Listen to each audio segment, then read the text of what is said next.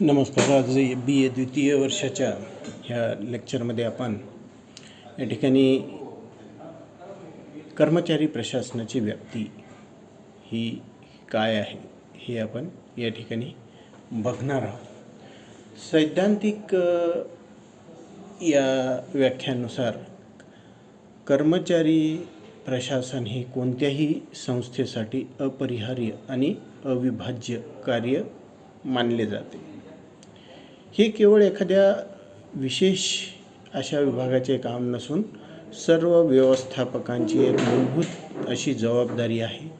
या सिद्धांताचा मुख्य गाभा असा आहे की कर्मचारी प्रशासन हे संस्थेची उद्दिष्टे साध्य करण्यासाठी लोकांच्या पद्धतशीर व्यवस्थापनाशी संबंधित असे आहे. कर्मचारी प्रशासनाची व्याप्ती संस्थेतील कर्मचाऱ्याच्या संपूर्ण कार्यकाळाचा यामध्ये समावेश करते. यामध्ये मनुष्यबळ नियोजन, भरती, प्रशिक्षण, कामगिरीचे मूल्यमापन, वेतन निश्चिती, कर्मचारी कल्याण, कामगार संबंध आणि सेवानिवृत्तीचे लाभ यांचा यामध्ये समावेश होतो. संस्थेची कार्यक्षमता आणि कर्मचाऱ्यांचे हित याच्यामध्ये समतोल साधणे हे याचे मुख्य उद्दिष्ट असलेले आपल्याला दिसून येते. या क्षेत्राकडे व्यवस्थापनाची एक मूलभूत कृती म्हणून पाहण्यात येत असते, जी संस्थेच्या सर्व स्तरावर व्यापलेली आपल्याला दिसून येते. आपण सिद्धांतकार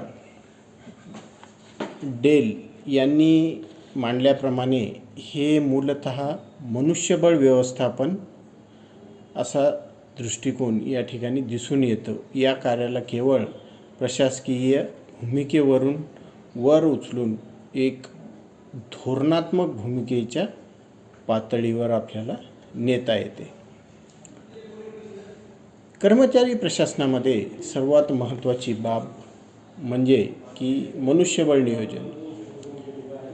तर कोणतीही संस्था असो, कोणतंही युनिट असो, त्यांना किती कामगारांची आणि कोणत्या कौशल्य पातळीच्या कर्मचाऱ्यांची गरज आहे हे या ठिकाणी निश्चित करण्यात येते. आणि जेवढ्या ह्या कर्मचाऱ्यांची त्या ठिकाणी गरज आहे, जेवढं मनुष्यबळाची आवश्यकता आहे, तेवढ्या मनुष्यबळाची उपलब्धता करण्यासंदर्भात त्या ठिकाणी नियोजन हे करण्यात येते. तर ह्या कर्मचारी प्रशासनाच्या व्याप्तीमध्ये मनुष्यबळाचे नियोजन करणे याला मोठ्या प्रमाणावर महत्त्व असलेलं आपल्याला दिसून येते. या मनुष्यबळाच्या नियोजनासाठी निवड आणि भरती हे कार्य करण्यात येते. यासाठी रिक्त पदांसाठी सर्वोत्तम उमेदवारांना या सार्वजनिक क्षेत्राकडे आकर्षित करण्यात येते.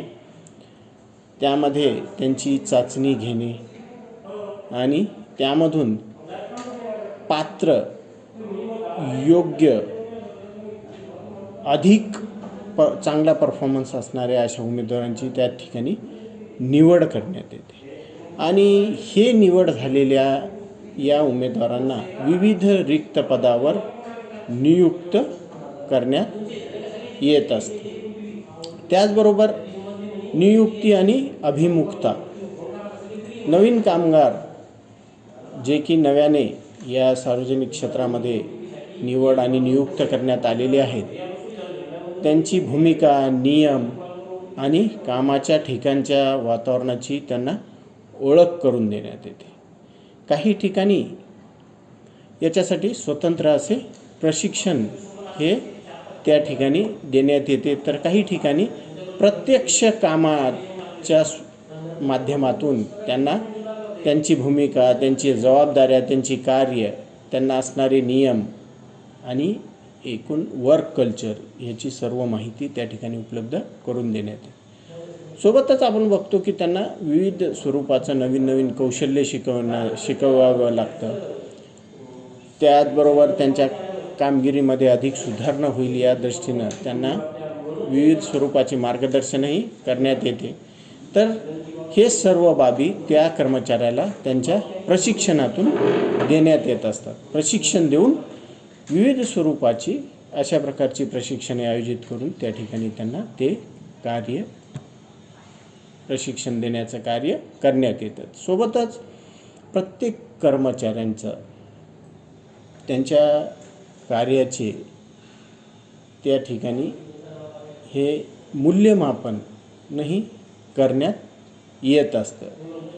त्यासाठी वरिष्ठांचे अभिप्राय आणि एकूण त्यांच्या कामाचे जे काही योगदान या बाबीतून त्यांच्या ह्या कामगिरीचे वेळोवेळी त्यांच्या सर्व्हिस पिरियडमध्ये त्या ठिकाणी मूल्यमापनही करण्यात येत असतं. तर अशा पद्धतीनं इतर जे काही मुद्दे आहेत ते आपण नेक्स्ट लेक्चरमध्ये बघू. धन्यवाद.